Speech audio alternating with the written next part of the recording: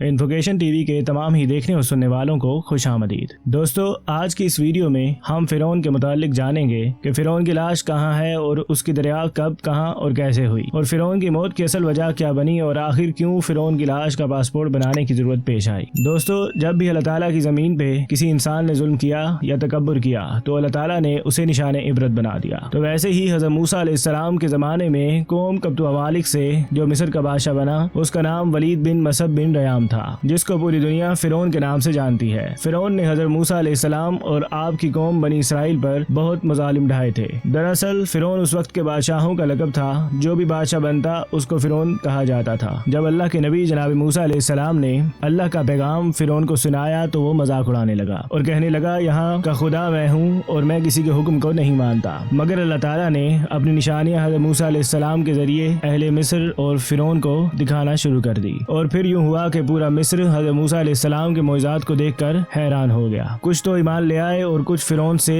सवालात करने लगे। फिरौन को उनके सवालात इस कदर चुभने लगे और उसको इस कदर नागवार गुजरने लगे कि बिलाखिर फिरौन ने मूसा अलैहिस्सलाम के मोइज़ात को देखकर इस कदर गज़बनाक होना शुरू कर दिया कि उसने एक दिन हज़रत मूसा अलैहिस्सलाम और उनकी कौम बनी इसराइल को कत्ल करने का इरादा बना लिया। वो अपने जाहो जलाल के साथ बनी इसराइल को ढूंढने लगा। बस आगे आगे अल्लाह के नबी जनाब मूसा अलैहिस्सलाम अपनी कौम के साथ और पीछे फिरौन का लश्कर उनको मारने के लिए जाता रहा। बिल आखिर बनी इसराइल जब दरिया तक पहुंचे तो उन्होंने फिरौन के लश्कर को देखा तो हज़रत मूसा अलैहिस्सलाम से कहने लगे, ऐ मूसा, तूने हमें कहाँ फंसा दिया है। अब पीछे फिरौन का लश्कर है जो हमें मारना चाहता है और आगे ये दरियाए नील है। अब हम जाएं तो कहाँ जाएं? अगर दरिया की जानिब बढ़ते हैं तो भी मौत का शिकार होंगे, और अगर यहाँ खड़े रहते हैं तो फिरौन का लश्कर हमें मार डालेगा। अल्लाह के नबी जनाब मूसा अलैहिस्सलाम फरमाने लगे, है लोगो, घबराओ नहीं, अल्लाह हमारे साथ है। और फिर जैसे ही हज़रत मूसा अलैहिस्सलाम ने अपना असा मुबारक दरिया में मारा तो दरिया में एक रास्ता बनता चला गया। आधा पानी दाईं जानिब और आधा पानी बाईं जानिब हो गया।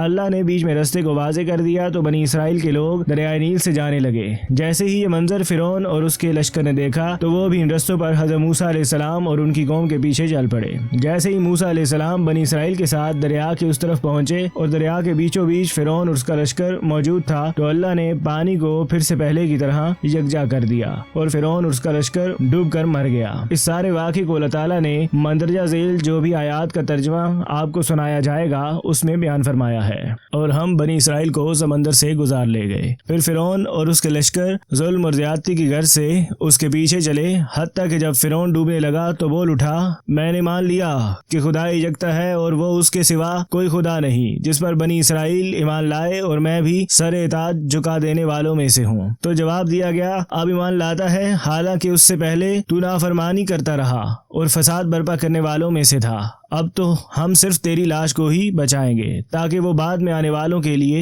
निशान इबरत बन सके। इन आयात में अल्लाह ताला ने एक पेशन गोई फरमाई है कि हम फिरौन की लाश को महफूज रखेंगे ताकि बाद में आने वाले लोगों के लिए वो बाइस इबरत बन सके। चनाचे अल्लाह ताला का फरमान सच साबित हुआ और फिरौन का मम्मी शुदा जिस्म 1898 में दरियाए नील के करीब तबस्किया के मकाम पर शाहों की वादी से और ऐतने दरियाफ्त किया था, जहाँ से उसको काहिरा मुंतकिल कर दिया गया। 8 जुलाई 1907 में जब उसके जिस्म से गिलाफों को उतारा गया तो उसकी लाश पर नमक की एक तह जमी हुई पाई गई। दोस्तों, जो खारे पानी में उसके गर्क होने की एक खुली अलामत थी और बहुत से मफरूज़े वहाँ दम तोड़ गए, जिनके बारे में यहूदी और ईसाइयों ने बहुत कुछ लिख रखा था कि ये फिरौन की लाश दर हकीकत महज एक किस्सा है, इसकी कोई हकीकत नहीं है और कुरान में सिर्फ किस्से और कहानियां ही सुनाए गए हैं। तो कुरान की सच्चाई भी इस बात से वाज़े हो गई और यहूदी और ईसाइयों की उन तमाम बातों की तरदीद भी कर दी गई जो उन्होंने फिरौन की लाश या फिरौन के मुताल्लिक लिख रखी है।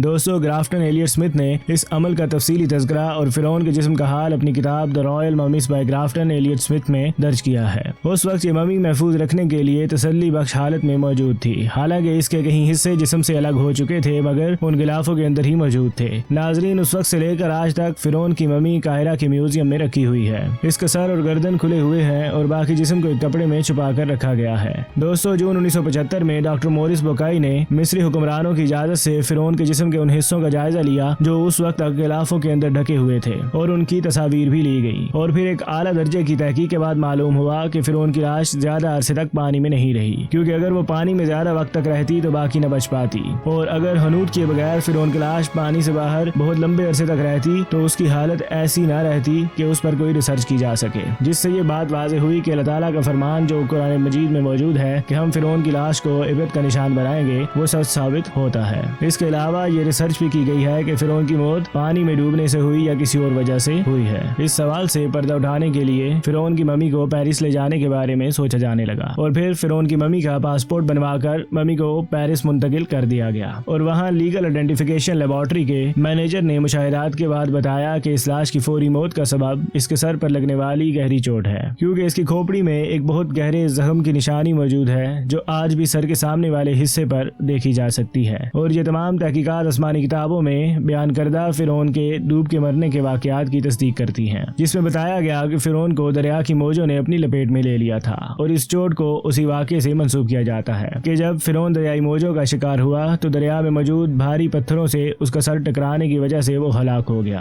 और फिर कुछ ही अरसा के बाद फिरौन की लाश दरियाई मौजों ने उछाल कर बाहर फेंक डाली। जैसा कि नताइज से जाहिर है कि अल्लाह ताला ने फिरौन की लाश को महफूज रखने का खास एहतमाम किया था, जिसकी वजह से ये हजारों सालों तक जमाने के असरात से महफूज रही और आखिरकार इसको 19वीं सदी में दरियाफ्त कर लिया गया। और ये रहती दुनिया तक आने वाले हर जालिम और मुतकब्बिर शख्स के अंजाम की तस्वीर बनी रहेगी। नाजरीन, याद रखिएगा कि फिरौन की लाश के मुतालिक जो कुछ भी कुरान हकीम में मौजूद है वो सब सच साबित हो चुका है। कुरान करीम कोई साइंस की किताब नहीं, मगर मौजूदा साइंस की हर तहकीक जब हजार जतन करने के बाद नतीजा निकालती है तो वो सब नताइज कुरान करीम 1400 साल पहले ही बयान कर चुका होता है। और ऐसा सिर्फ इसलिए हुआ कि इन हकायक को बयान करने वाला इस कारखाना कुदरत का खालिक है। दोस्तों, फिरौन की बादशाहत से लेकर उसकी मौत तक का सफर और फिर म्यूजियम में पड़ी बेबस लाश रहती दुनिया तक एक इबरत का निशान रहेगी।